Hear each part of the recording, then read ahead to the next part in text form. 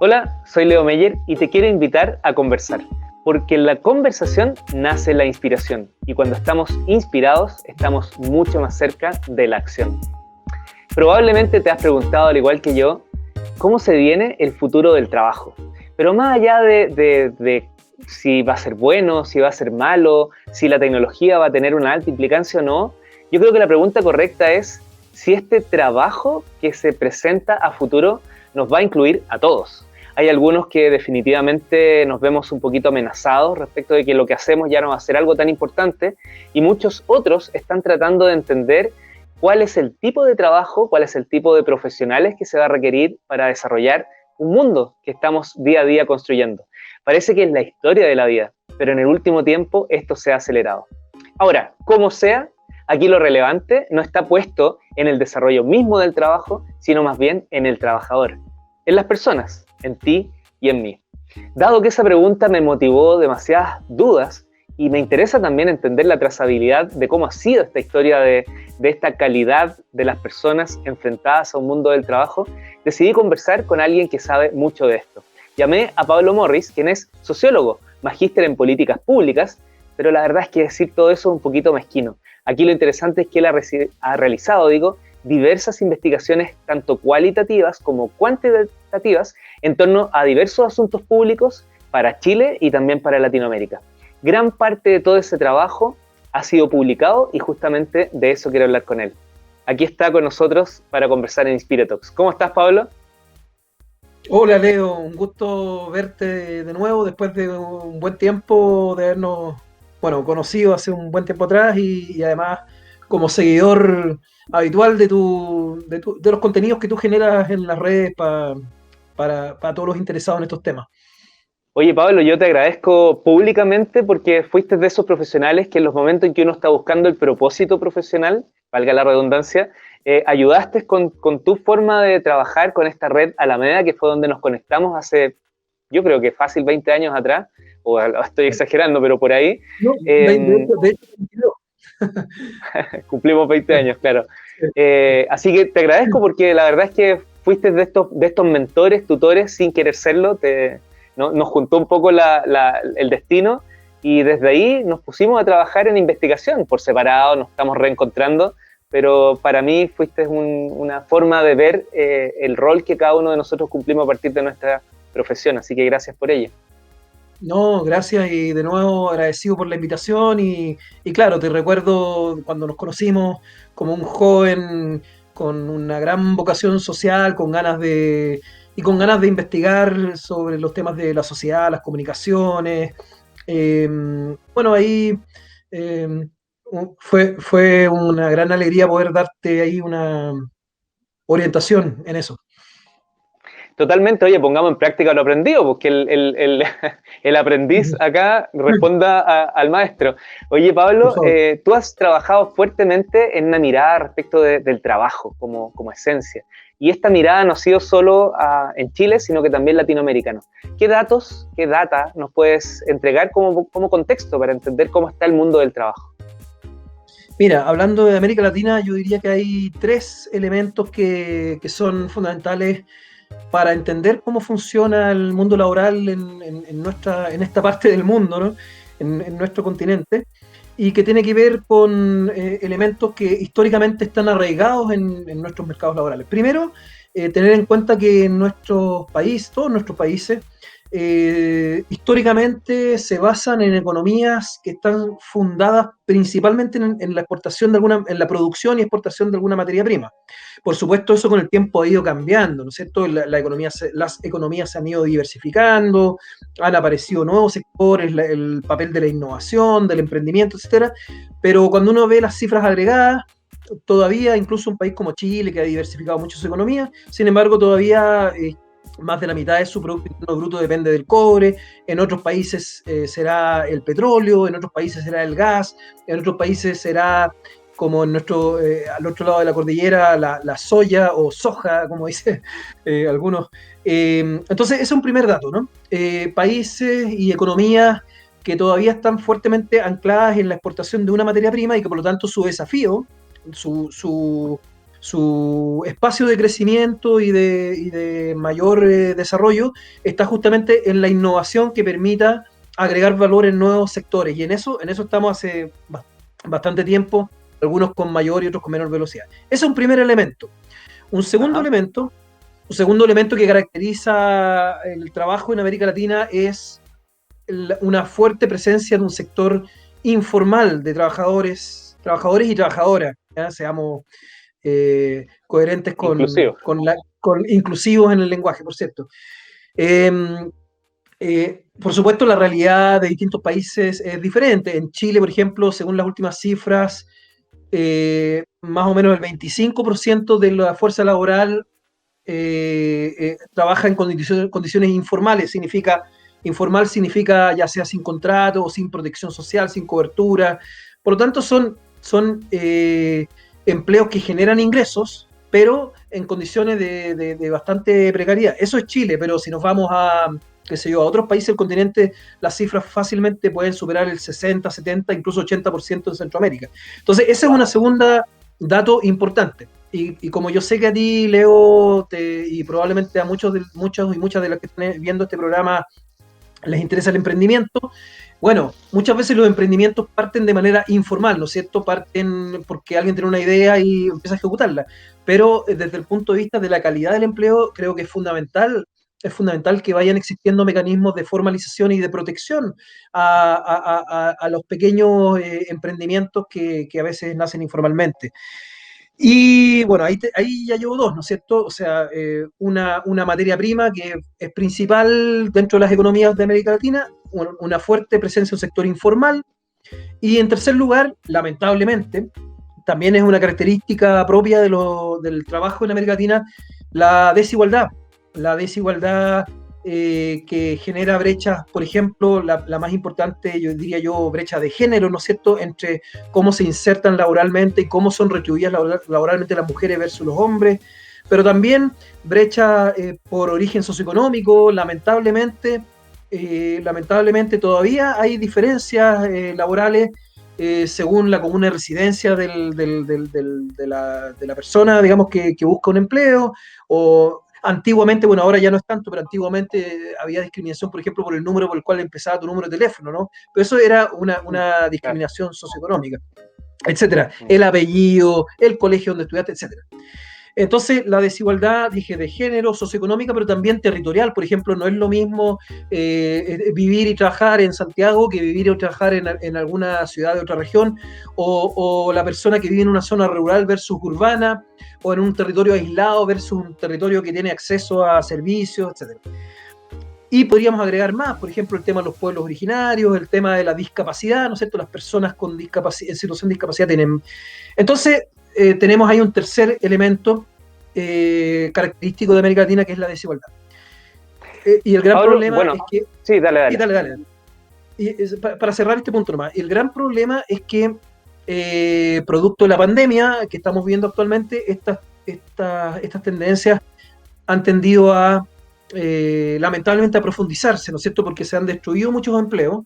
En Chile se habla de que en un año se han destruido 2 millones de empleos, aunque hay una leve recuperación, pero estamos más o menos en ese nivel, o sea, es una crisis muy profunda, y por cierto, eso aumenta la desigualdad, porque quienes pierden el empleo en primer lugar son los de menor nivel de remuneración, menor calificación, más vulnerables, y luego los demás. Entonces, hay lamentablemente la desigualdad con la pandemia está aumentando, la situación de la informalidad no ha mejorado mucho, y bueno, y seguimos todavía con estas economías basadas en un producto estrella, pero que tienen espacio para crecer. Y yo creo que todas esas son tareas para cuando, y ojalá que sea pronto, cuando tengamos la vacuna y cuando hayamos superado esta pandemia. Pablo, hay un concepto que tú lo has explicado, he tenido la suerte ahí de leerlo en alguno de tus contenidos, que tiene que ver con estas competencias para la vida, que es muy importante y vendría siendo la otra mirada. Pues hiciste una buena descripción de los aldebe que tenemos. Vamos a estas competencias para la vida que sería muy importante resolver y reforzar. Claro, mira, sobre las competencias para la vida, primero señalar algo muy importante. Desde antes de la pandemia y desde hace algunos años ya se viene hablando a nivel mundial, por cierto, también en América Latina y en Chile, se viene hablando de la necesidad de generar un modelo de formación, algunos dicen formación continua, otros dicen formación a lo largo de la vida, otros dicen formación permanente, aprendizaje a lo largo de la vida. Hay distintas formas de llamarlo, pero en el fondo todo esto coincide en un modelo que considera que uno está siempre aprendiendo. Esta idea que existía antiguamente de que uno se pasaba los primeros años de la vida estudiando, adquiriendo conocimientos, y luego uno terminaba sus estudios formales y entonces después de ahí en adelante lo que uno hacía era aplicar lo que había aprendido, como cosas separadas, ¿no es cierto? Como que había un momento para aprender y otro momento para aplicar lo que aprendiste. Bueno, ese modelo ya está totalmente obsoleto y hoy día se habla más bien de que constantemente hay que estar renovando, actualizando, desarrollando nuevas competencias porque el mundo actual, el cambio tecnológico, etcétera, impone la necesidad y por lo tanto la necesidad de ir adquiriendo nuevas competencias. Ahora, ¿cuáles son estas competencias? En el ámbito laboral, como que cuando uno le hablan de desarrollo de competencias, lo primero que uno piensa es la competencia específica para desarrollar un trabajo, una función específica, ¿ya? Entonces, qué sé yo soy, por inventarte algo, supongamos yo soy soldador, entonces yo necesito saber manejar las herramientas, las máquinas y todos los conocimientos, habilidades, actitudes, destrezas que se requieren para soldar, ¿cierto? Esa es mi competencia específica, funcional, o algunos le llaman competencia técnica. Sin embargo, como el mundo es muy cambiante y el mundo laboral también cada vez más, esas competencias ya no son suficientes y son cada vez más importantes las competencias, algunos las llaman competencias conductuales, competencias genéricas, transversales, algunos le llaman entre comillas competencias blandas, aunque no estoy muy de acuerdo con eso porque no son nada de blandas, sino que son bastante a veces duras de adquirir, y que en el fondo son todas las competencias que permiten aplicarse a distintos ámbitos. Estamos hablando de trabajo, entonces distintos ámbitos laborales, pero no solo laborales, y eso es lo interesante, sino que son competencias que finalmente sirven para la vida completa, sirven para la vida, para el ámbito de la familia, sirven para ser un buen ciudadano, sirven para participar en organizaciones, sirven para miles de aplicaciones. Y estas ¿Y cómo se competencias traspasan estas competencias? Claro. Estas competencias tienen mucho que ver con la capacidad de trabajar con otros, de comunicación, de la capacidad de innovar, la capacidad de crear, capacidades. ¿Cómo se traspasan? Bueno, se traspasan a través de distintos canales, ¿no es cierto? Y eso también es algo nuevo. La forma más tradicional es el sistema educativo, el sistema escolar y después el sistema formativo superior, sea cual sea la variante, sea técnico, profesional, universitario. Ese es como el camino tradicional, ¿no es cierto?, que se supone que entrega una base. Sin embargo, esas competencias se pueden ir adquiriendo también en la práctica, también en la experiencia, ¿no? Hay competencias que se adquieren trabajando, hay cosas que tú aprendes solamente trabajando, no sin que nadie te las enseñe, hay cosas que tú aprendes a través de, por ejemplo, un curso, un taller, bueno, ahora que estamos en modalidad en línea, a través de un webinar, a través de, no sé, de cualquier experiencia formativa de corta, pero también tú puedes aprender porque alguien te enseña de manera informal, ¿no es cierto?, aprendizaje en el lugar de trabajo. O puedes aprender en la familia, o puedes aprender en tu vida ciudadana, puedes aprender en la calle, en el fondo, lo interesante de estas competencias transversales es que las formas de adquirirlas son muchas, ¿no es cierto? Como digo, se supone que la base debiera darla el sistema educativo y de capacitación formal, pero la verdad es que no es lo único. Y por eso que hoy día en el mundo la gran discusión es cómo generar sistemas que te permitan reconocer lo que aprendiste por uno o por otro canal. Porque hoy día, por ejemplo, tú puedes haber estudiado una carrera, ¿ya? Por ejemplo, tú estudiaste periodismo, ¿cierto? Periodismo. Entonces, claro, tú estudiaste periodismo y aprendiste una serie de cosas en la universidad, pero luego cuando empezaste a trabajar, en el camino fuiste aprendiendo otras cosas. Algunas a lo mejor te interesaron a ti, tú tomaste un curso, otras cosas por tu misma experiencia profesional la fuiste adquiriendo. ¿Y cuál es el problema? Es que tú, eso que aprendiste en la práctica, en la experiencia, es muy difícil que lo puedas luego acreditar si, por ejemplo, en el futuro tú quisieras, no sé, pues, tomar algún programa especial de especialización, de profundización. Es muy difícil acreditar en ese canal lo que tú aprendiste por otro, ¿no es cierto? Porque Entiendo perfecto. Lo que yo aprendí del mundo del rock y de la música, por ejemplo, es algo que lo hice a partir de la vida. Me sirvió mucho para poder desarrollar mi proyecto de periodismo asociado a la innovación, porque utilicé herramientas que me dejó el rock, pero claro, no tengo cómo validar que ese aprendizaje funcionó. Nos queda muy poquito tiempo, pero ¿tú tienes esperanza de que se puede lograr, Pablo, que hay un camino para que esto se pueda validar? Bueno, han habido algunos avances en Chile en los últimos años, por ejemplo, entre el Ministerio de Educación, el Ministerio del Trabajo, el Ministerio de Economía, se creó algo que se llama el marco de cualificaciones. El marco de cualificaciones es como una gran matriz, ¿no es cierto? Una gran hoja de ruta que justamente intenta establecer equivalencias entre lo que tú puedes aprender por uno o por otro canal. Yo te diría que eso está en desarrollo, eso no resuelve el problema, ese es un primer paso, ¿no es cierto? Pero sobre esa base uno tal vez pueda ir construyendo, ir avanzando más. Hay sistemas en el mundo que han logrado hacer esto de una manera bastante eficiente y que funciona bastante bien, en Australia, en Nueva Zelanda, por mencionarte algunos, ¿no es cierto? En la Comunidad Europea también se han generado mecanismos de convalidación. Entonces yo creo que hay experiencias que mirar. En Chile hemos dado algunos pasos, pero falta todavía harto por avanzar. Si tú tienes la disposición, me encantaría que nos volviéramos a reunir, a conversar para poder ir directamente a esto. Pues pasamos del diagnóstico a algunas cosas que están pasando y ahora sería bueno entender qué ejemplos hay afuera que podrían implementarse acá. No sé si te parece bien. Bueno, como te mencionaba, con respecto a esto de las equivalencias, hay modelos interesantes en el sistema australiano, el sistema neozelandés, el sistema, bueno, te decía Europa, pero el Reino Unido, bueno, además que ahora el Reino Unido se separó de la Comunidad Europea, Brexit. Pero el Reino Unido tiene también un sistema de cualificación y competencia que es bastante interesante para mirarlo.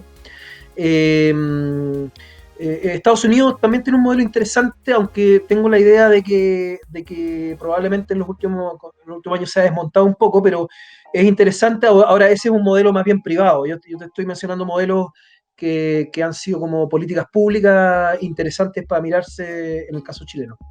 ¿Te parece, Pablo, que revisemos algunos de esos casos en la próxima conversa? ¿Sí? Me parece súper bien, súper bien. Oye, te quiero agradecer tu tiempo para conversar aquí en Inspiratox. Y el último que te molesto, así bien puntual y específico, ¿recomiendas algún libro, alguna acción, algo que a ti particularmente te conecte con la innovación o con la inspiración? Mira, más que un libro en particular, les voy a recomendar una canción. Pero también decir que, por lo menos, ¿cómo lo hago yo para entrar en estado creativo o de inspiración? Yo creo que primero hay que tener un impulso, eso es lo primero, un impulso que por algún motivo se te gatilla. Luego ese impulso hay que convertirlo en un desafío, en una visión de algo que uno se imagina que le gustaría ocurriera, y luego sumarle a ese impulso, a ese desafío, un compromiso de actuar para que eso ocurra. Y lo más interesante, por lo menos en mi caso, es pensar que estás creando algo nuevo, algo original. ¿Cómo logro eso? Lo logro en una situación de calma, de tranquilidad y de conexión con alguna emoción. Esto sin emociones no funciona. ¿Ya? Esta cuestión no es fría, no es racional. Tienes que conectarte con alguna emoción.